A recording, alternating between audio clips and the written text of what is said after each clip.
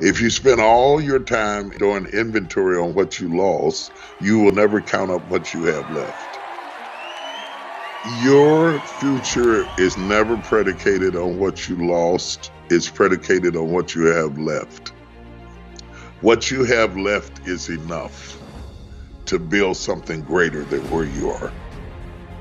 And you have all the rich experiences that come through the atrocities you survived. You're stronger. You're wiser. You've proven things to yourself that you couldn't have learned any other way, that you could overcome everything that happened to you. So start looking ahead. Nobody drives forward looking in the rearview mirror. Understanding that and surging ahead with what you have been given and to appreciate time. I have a work ethic that they say is incredible. I mean, I can hang with the best of them when it comes to doing what has to be done. But I got it from watching my father, well and then sick. He kept going. He kept moving. He kept producing all the way out. Work ceases to be work when you start to love it.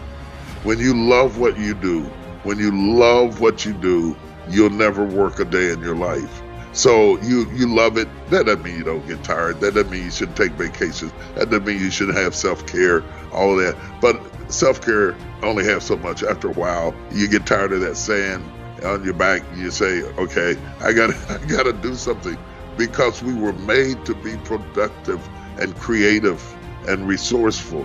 And I want to tell every entrepreneur listening at me, if at first you don't succeed, try again. And if you don't succeed that time, try again.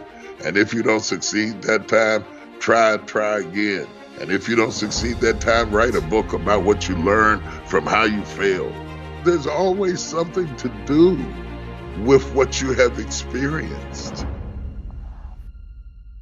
My legacy is pouring whatever I experienced into who's listening.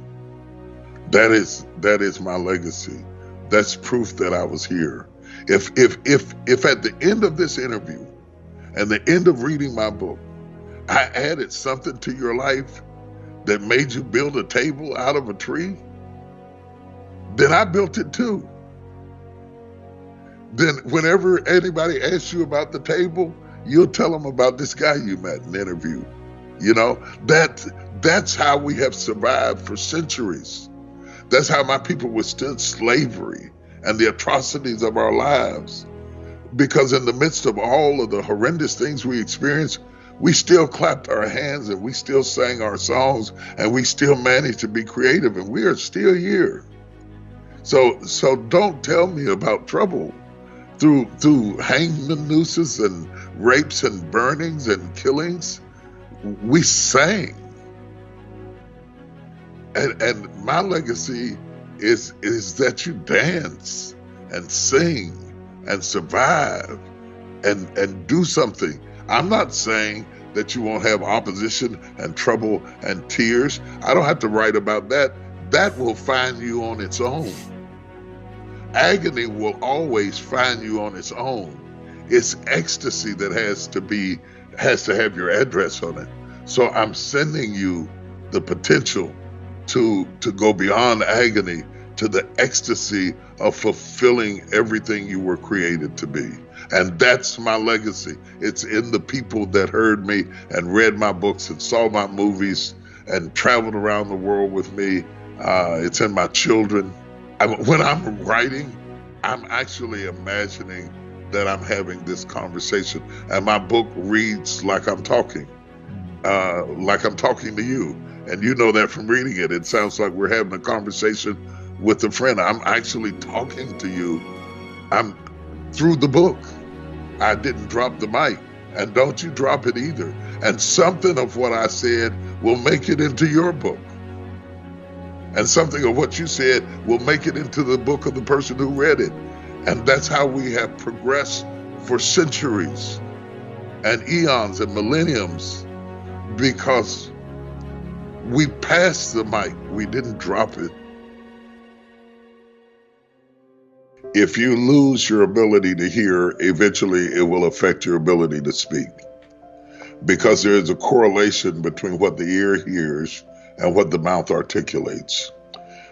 On the impetus of that ideology comes this tremendous premise of listening. Every great orator is a great listener.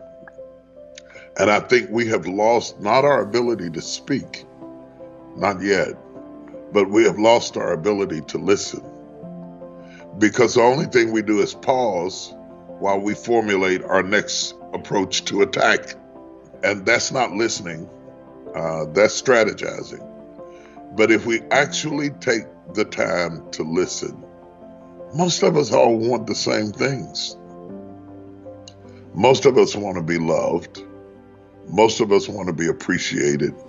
Most of us want to be accepted, flaws and all. Most of us, if we have children, want what's best for our children. Most of us are scared. Most of us are anxious and are worried. Why can't we be friends? Why can't we communicate? We're better together than we are apart. And we don't have to agree about everything. But in the process of meeting, I found it's hard to hate somebody you understand. And in the process of meeting, your perspectives broaden, sometimes to the point that you are ejected from the tribe, because people who are not exposed are intimidated by people who are exposed. But people who are exposed, it's worth it to lose the sanctity of your citizenship and the tribe of how you describe yourself to enter into the broader world of a human experience before you die. I would hate to die in a zip code having never left the neighborhood that I was born in mentally, and not experience the world, France and Ethiopia and Australia and millennials and boomers and Gen Xers. There's something to be learned, and people of faith and people not of faith. We need to communicate to survive as a species. If you're going to be successful in business today, you cannot build your business around people like you. You have to build your business in a very broad, eclectic way, because the world is becoming broad and eclectic. And a narrow mind also causes you to be less successful at the end of your career, because you're niche marketing an item that could have a broad appeal if you didn't think within the prison of your own experiences.